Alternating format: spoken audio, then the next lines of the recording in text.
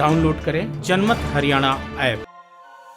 बड़ौदा उपचुनाव को लेकर राजनीतिक दलों ने अपनी कमर कस ली है। 2 दिन पहले ही सीएम मनोहर लाल ने बड़ौदा हलके के कुछ गांवों का दौरा किया था और घोषणाओं का पिटारा खोल दिया था।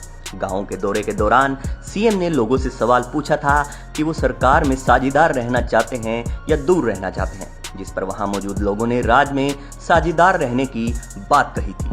लेकिन ऐसा लगता है कि सीएम द्वारा कहे गए राज में हिस्सेदारी वाले शब्द पूर्व सीएम भूपेंद्र सिंह हुड्डा को रास नहीं आए। सरकार में हिस्सेदारी वाली बात से हुड्डा इतना तिलमिला गए कि उन्होंने सीएम के दौरे के अगले दिन ही सोनीपत में एक प्रेस कॉन्फ्रेंस कर दी, जिसमें हुड्डा ने सीएम मनोहर लाल को उनके सामने बड़ौदा से चुनाव लड़ने की चुनौती तक दे डाली। और हिस्सेदारी करते हैं तो चुनाव तो 24 में होंगे, बड़ौदा में फैसला होने दो ना।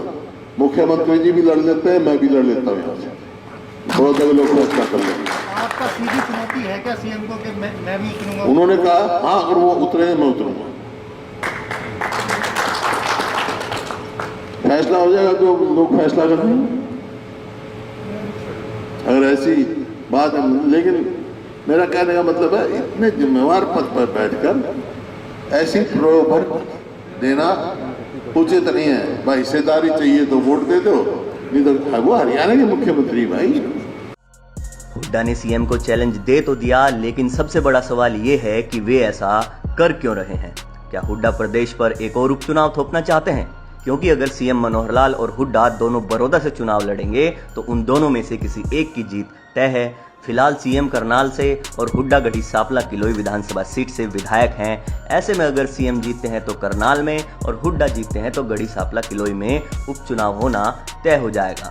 गांव में लोगों से रूबरू होते हुए मनोहर लाल ने कहा था कि आम चुनाव में तो फिर भी सरकार बदलने की संभावना होती है, लेकिन इस उपचुनाव में तो सरकार बदलने वाली नहीं है। क्या सीएम की इस बात से हुड्डा डर गए? क्या हुड्डा को लगने लगा कि कहीं सरकार में होने का बीजेपी को फायदा ना मिल जाए? शायद यही वजह है कि हुड्डा बड़ौदा उपचुनाव में असल मुद्दों से ध्यान भटकाते हुए चौधर पर चुनाव ले जाना चाहते हैं। दरअसल पिछले 3 विधानसभा चुनाव से बाहरी उम्मीदवार ही बड़ौदा से विधायक बन रहा था। दिवंगत श्री कृष्ण हुड्डा रोहतक जिले के खिड़वाली गांव से संबंध रखते थे। उपचुनाव में श्री कृष्ण हुड्डा के बेटे जितेंद्र हुड्डा बड़ौदा से कांग्रेस की टिकट के प्रबल दावेदार हैं। अगर जितेंद्र हुड्डा कांग्रेस के उम्मीदवार होते हैं तो लोकल बनाम बाहरी का मुद्दा जोर पकड़ सकता है। अगर उन्हें टिकट नहीं मिलता है तो इसका हुड्डा को अपने विधानसभा क्षेत्र गढ़ी सांपला किलोई में नुकसान हो सकता है, क्योंकि श्री कृष्ण का गांव खिड़वाली किलोई विधानसभा क्षेत्र का हिस्सा है। श्री कृष्ण हुड्डा के बड़ौदा से 3 बार विधायक रहने की वजह से ही उनका इस विधानसभा क्षेत्र में फिक्स्ड वोट बैंक है, जो किसी और को टिकट देने से कांग्रेस से छिटक सकता है। ऐसे में मुद्दा हुड्डा के गले की फांस बन सकता है। दिल्ली से सटे होने के बावजूद बड़ौदा विधानसभा में ज्यादा विकास नहीं हुआ। हुड्डा सरकार के दौरान भी क्षेत्र में ज्यादा काम नहीं हुए। ऐसे में अगर मनोहर लाल सरकार द्वारा किसानों को दी गई सहूलियतें, योजनाएं, ट्यूबवेल कनेक्शन, बिजली सप्लाई जैसे मुद्दों पर चुनाव लड़ती है तो हुड्डा बैकफुट पर आ सकते हैं। शायद तभी हुड्डा का ध्यान पहले की तरह आज भी चौधर की तरफ है। कल ही अजय चौटाला ने बड़ौदा में दिग्विजय चौटाला के चुनाव लड़ने की सारी अटकलों को विराम दे दिया था, जिसके बाद से तय हो गया कि बड़ौदा में बीजेपी का ही उम्मीदवार चुनाव लड़ने जा रहा है और सरकार में साझेदार बीजेपी और जेजेपी मिलकर चुनाव साथ लड़ेंगे। ऐसे में गठबंधन हुड्डा के लिए बहुत बड़ी चुनौती बनकर सामने आ सकता है। इसी वजह से हुड्डा बड़ौदा उपचुनाव की कमान दीपेंद्र हुड्डा को सौंपने जा रहे हैं, क्योंकि हुड्डा जानते हैं कि इस बार बड़ौदा में चुनौती काफी बड़ी है और वहां पर जीत हार के मायने हैं। अगर उपचुनाव में कहीं कांग्रेस हार जाती है तो प्रदेश भर में यही संदेश जाएगा कि हुड्डा को उनके गढ़ में हराया जा सकता है और इसका असर भविष्य में रोहतक और झज्जर जिलों पर भी पड़ सकता है। अब देखना ये होगा कि हुड्डा की रणनीति कितनी कारगर साबित होती है और क्या वो बड़ौदा के किले को बचा पाते हैं या नहीं।